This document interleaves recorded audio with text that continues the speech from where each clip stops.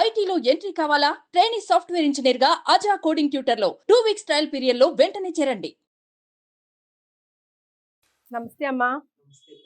అమ్మ, కార్తీక మాసంలో ఉపవాస దీక్షలు పాటిస్తే కనుక చాలా విశేషం అంటూ ఉంటారు. పాటిస్తే ఎలా పాటించాలి? పాటించాలని అందరికీ ఉండొచ్చు, కానీ కొన్నిసార్లు వాళ్ళ శరీరం సహకరించకపోవచ్చు కదా. అలాంటి వాళ్ళకి ఏమైనా ప్రత్యామ్నాయ మార్గాలు ఉన్నాయా? అసలు ఎందుకు చేయాలన్నది ముందు తెలుసుకోవాలి. ఎస్. ఎందుకంటే పిల్లలు కదా పిల్లలు అడిగేది అది ఎందుకు అని అడుగుతూ ఉంటారు. దానికి ముందర తెలుసుకోవాల్సినట్టు ఉపవాసం అంటే ఏమిటి? ఉప అంటే సమీపంలో, వాసం అంటే ఉండడం.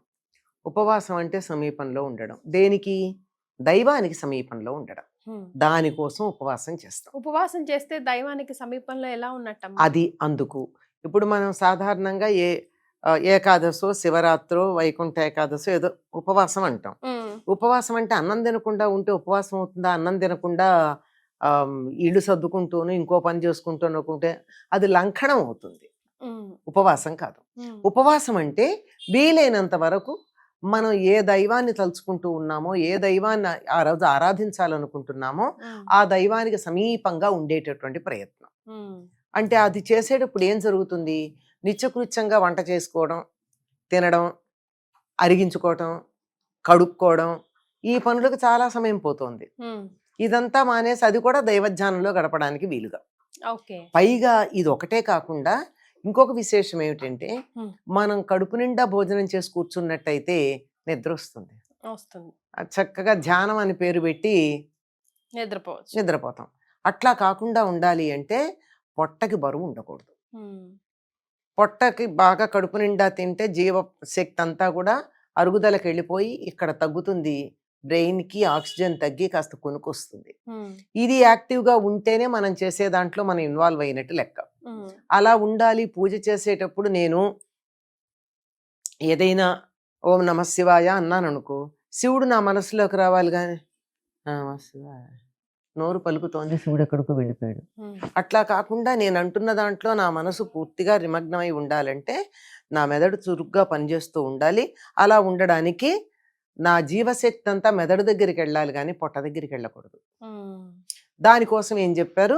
ఉపవాసం అంటే ఉపవాసంలో భాగంగా భోజనం చేయకుండా ఉండడం పార్ట్ అయింది. కానీ మనకి ఇప్పుడు ప్రస్తుతం లోకంలో అర్థం ఏమైపోయింది? ఉపవాసం అంటే అన్నం తినకుండా ఉండడం. ఇవాళ ఎలాగో వంట పని తిండి పని లేదు గనక ఆడవాళ్ళు వంటలు సర్దుకుందాం అనుకుంటారు, మగవాళ్ళు ఏమో పుస్తకాల షెల్ఫ్ మరోటో సర్దుకుంటారు. మొత్తానికి రామ, కృష్ణ, శివ అనే పేరు కూడా లేకుండా అయిపోతుంది. అట్లా కాకుండా పూర్తిగా దాని మీద నిమగ్నమై ఉండాలి. అందుకని ఇది ఈ సమయంలో ఉపవాసం చేయమన్నారు. ఉపవాసం చేయమన్నప్పుడు మరి మాకు నీరసంగా ఉంటుందండి, అప్పుడు అన్నం తిని కూర్చుంటేనేమో నిద్రపోయాము, అన్నం తినకుండా కూర్చుంటే నీరసంలో సొమ్మసిల్లిపోతాము, రెండిటికి ఫలితం ఒకటే కదా అంటే తేలికగా జీర్ణ ప్రక్రియకి ఎక్కువ సమయం అవసరం లేకుండా శరీరానికి బలం కలిగే పదార్థాలు తీసుకోవచ్చు. అంటే నిత్యం తీసుకునేవి కాకుండా పాలు, పళ్ళు, పళ్ళ రసాలు ఇట్లాంటివి తీసుకుంటే మనకి మెదడు చురుగ్గా ఉంటుంది, శరీరానికి బలంగా ఉంటుంది, మనం చేసే దాని మీద మనసు చక్కగా కేంద్రీకరించడానికి వీలవుతుంది. ఇదమ్మా ఉపవాసం చేసేటటువంటి పద్ధతి. దీనికి కార్తీక మాసానికి ఉపవాసాలకి సంబంధం ఏమిటి? కార్తీక మాసం అంటే ఏమిటి? హరిహరులకు ప్రీతిపాత్రం గనక వారి గురించినటువంటి ధ్యానాలు, పూజలు, అభిషేకాలు, విష్ణు సహస్రనామాలు ఇత్యాదులు చేస్తూ సమయం ఎక్కువ దానికి గడిపినట్టయితే బాగుంటుంది అని. మరి ఈ కాలంలోనే ఎందుకుంది? ప్రకృతి ఎప్పుడు కూడా మనకి చాలా దగ్గరగా సహకరిస్తూ ఉంటుందమ్మా. ప్రకృతే దైవం అసలు గట్టిగా చెప్పాలంటే. ఎందుకు అంటే ఈ సమయంలోనే ఎక్కువ ఉపవాసాలు చేయడానికి అనుకూలమైన సమయం. ఎందుకంటే ఇది చలికాలం. పగలు చిన్నది ఉంటుంది, రాత్రి పెద్దదిగా ఉంటుంది. ఈ సమయంలో భూమి సూర్యుడికి దూరంగా ఉంటుంది. సూర్యుడు ప్రసరించకుండా ఉంటే తిన్న ఆహారం అరగడం కష్టం. అన్నం అరగడానికి సూర్యరశ్మి కావాలి. పూర్వకాలం సూర్యుడు కనపడకపోతే భోంచేసేవాళ్ళు కాదమ్మా. కనపడకుండా ఉండదు కదమ్మా. బాగా మబ్బు పట్టి తుఫాన్లు అవి వస్తే ఎదురు చూసేవారు. అప్పుడు సూర్యుడికి దండం పెట్టుకుంటే గాని భోంచేయని వాళ్ళు నాకు తెలుసు. దాన్ని దుర్దినం అంటారు, సూర్య దర్శనం లేని రోజు. అలాగే వాళ్ళు ఎవరైతే ఈ నియమం ఉందో వాళ్ళు సూర్యాస్తమైన తర్వాత తినేవాళ్ళు కాదు, సూర్యోదయానికన్నా ముందు తినేవాళ్ళు కాదు. అందుకు తిన్నది అరిగి జీర్ణకోశ సంబంధమైన వ్యాధులు ఏవి వచ్చేవి కాదు వాళ్ళకి. ఆరోగ్యం భాస్కరాది ఇచ్చేతని చెప్పారు. సూర్యుడి వల్లే మనకు ఆరోగ్యం వస్తుంది. కరెక్ట్. కనుక పగలు తక్కువ ఉంటుంది గనక తిన్న ఆహారం అరగటం కన్నా కొవ్వుగా మారి రక్తంలో శక్తిగా పరిణమించి రక్తంలో కలవడం కన్నా కొవ్వుగా మారి ఇక్కడ అక్కడ పేరుకుపోతూ ఉంటుంది ఈ కాలంలో ఎక్కువ తింటే. నిజానికి ఎక్కువ తినాలనిపిస్తుంది కూడా. చలిగా ఉంటే కొంచెం కారం కారంగా వేడి వేడిగా ఇంకొక ముద్ద ఎక్కువ తినాలన్న కోరిక కూడా అనిపిస్తుంది. నిజంగా బాగా పిల్లలైతే బాగా తింటారు కూడా, మీరు గమనించినట్టు వేసంకాలం కన్నా అవునమ్మా, వాళ్ళకి పెట్టచ్చు. పెద్దవాళ్ళకి విషయం ఇవన్నీ. వాటర్ కూడా తక్కువ ఇంటేక్ ఉంటుంది కాబట్టి సాలిడ్స్ ఎక్కువ తినగలుగుతారు. తర్వాత అందుకని తినాలని జిహ్వచాపల్యం ఉండి తినాలని అనిపిస్తూ ఉంటుంది గనక కొంచెం తగ్గించమని చెప్తారు. ఒక నియమం తగ్గించమన్నారు తప్ప పూర్తిగా కటిక ఉపవాసం ఉండమని చెప్పలేదమ్మా, అస్సలు లేదు. ఇలా ఉండడం వల్ల ఆరోగ్యానికి చాలా మంచిది. ఇలా ఆహార నియమం ఏదన్నా పాటిస్తే క్యాన్సర్ రాదు అనేటటువంటి సంగతి జపాన్ దేశంలో ఒక ఆయన పరిశోధన చేసి నోబెల్ ప్రైజ్ కూడా వచ్చింది. ఓషినారో సుజుకినో సుబుకి ఉంది ఆయన పేరు, ఓషినార్. దానికి నోబెల్ ప్రైజ్ వచ్చింది ఆయనకి, ఆటోఫాగి అనేటటువంటి దాంతో. ఎప్పుడైతే మనం ఆహారం తీసుకోకుండా ఉండిపోతామో అప్పుడు ఏమవుతుందిట, అన్నరసాలు బయలుదేరతాయి. బయలుదేరి మన శరీరంలో మనం అక్కర్లేదనుకున్నటువంటి భాగాలు ఏవైతే ఉన్నాయో అవన్నిటిని తినేస్తాయి. అవి చాలా వరకు క్యాన్సర్ సెల్స్ని తినేస్తుందిట ఉపవాసం ఉన్నప్పుడు. అందుకే క్యాన్సర్ పేషెంట్స్కి పొరపాటున కూడా చక్కెర పెట్టద్దంటారు. అందుకని అలాగనమాట. అంతదాకా పోవడం దేనికమ్మా, అప్పుడప్పుడు భోజనం ఆయన కూడా చెప్పింది 15 రోజులకు ఒకసారి ఓ రోజు ఫుల్ మానేయమన్నాడు. దాని మీద పరిశోధన చేసి మన వాళ్ళు ప్రత్యేకాదశికి చేసేవాళ్ళు. అది అట్లా ఉపవాసం వల్ల చాలా మంచి మేలు కలుగుతుంది. అది కూడా కొన్ని నియమాల ప్రకారం. అయితే ఈ కాలంలో ఎందుకు పెట్టుకున్నారంటే సంవత్సరానికి సరిపడా మనం ఉపవాసాలు చేయడం అన్నది, ఇది పగలు తక్కువ ఉంటుంది, రాత్రి ఎక్కువ ఉంటుంది, తిన్నది అరగడం తక్కువ, కొవ్వుగా పేరుకునేది ఎక్కువ.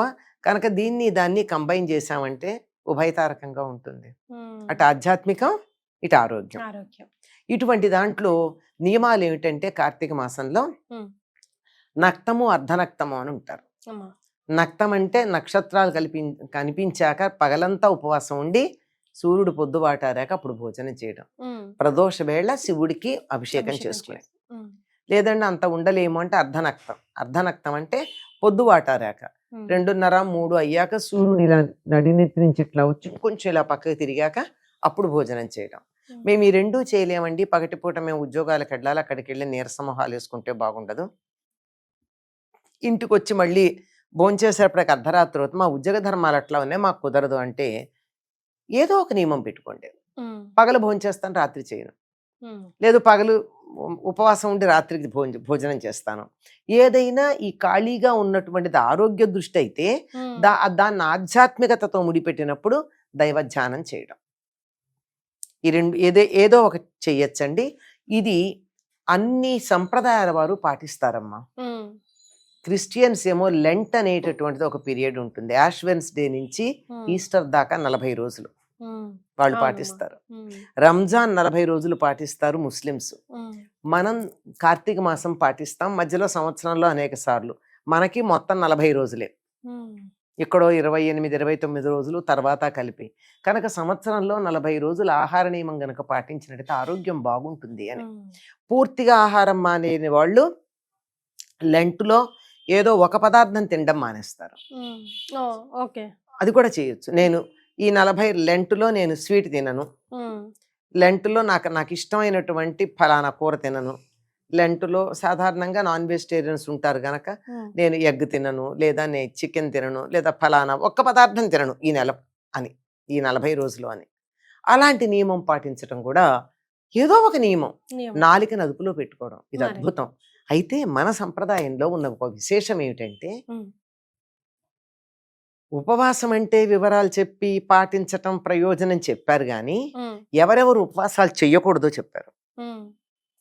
బాలింతలు, గర్భవతులు, దీర్ఘరోగం వచ్చి తగ్గిన వాళ్ళు, రోగులు, పసిపిల్లలు, ఉమ్, చదువుకునే వాళ్ళు, విద్యార్థులు, ఉమ్, తర్వాత కాయ కష్టం చేసుకుని బతికేవాళ్ళు, వీళ్ళు ఉపవాసం చెయ్యకూడదు అని చెప్పింది శాస్త్రం. ఉమ్, ఎంత కన్సిడరేషన్ అమ్మా. ఉమ్, ఆబాల గోపాలం చెయ్యాలి, ఇవాళ మా ఇంట్లో పొయ్యి ముట్టించం, 5 ఏళ్ల పిల్లాడు కూడా ఉపవాసం ఉంటాడని చెప్పడం మన పద్ధతి కాదు. ఆ, సో మనమే డిసైడ్ చేసుకోవాలి. అయినా మనది ఏది చేసినా ఎంత చూసినా లాస్ట్ కి వచ్చేది మన ఆరోగ్యం గురించి అమ్మా. అంతేనమ్మా. దానికి ఆధ్యాత్మిక జోడిస్తే ఒక భక్తి శ్రద్ధతో భయంతో ఇప్పుడు చేస్తాం. ఆరోగ్యాన్ని ఆధ్యాత్మికతతో ముడిపెట్టడం వల్ల శారీరక మానసిక ఆరోగ్యాలు బాగుపడతాయి. ఉమ్, ఆధ్యాత్మికత వల్ల మానసిక ఆరోగ్యం. మనం ఏమంటున్నాము, ఈ జనరేషన్ కి వచ్చాక అదంతా మూఢనమ్మకం అని చెప్పేసి అదే ఏది చేయకూడదు అవే చేసేసి మన ఆరోగ్యాలు ఏమైంది, నేను బానే ఉన్నాగా, నువ్వు వద్దన్న తిన్నా, 3 పూట్లా తిన్నా, బానే ఉన్నా కదా, ఒక్క పూట్లో కాదు కదా లెక్క. మరి దీర్ఘకాలికంగా that's all because of your body and your life style కదమ్మా. అంతే. భలేగా చెప్పారమ్మా, ధన్యవాదాలు. నమస్తే అమ్మా.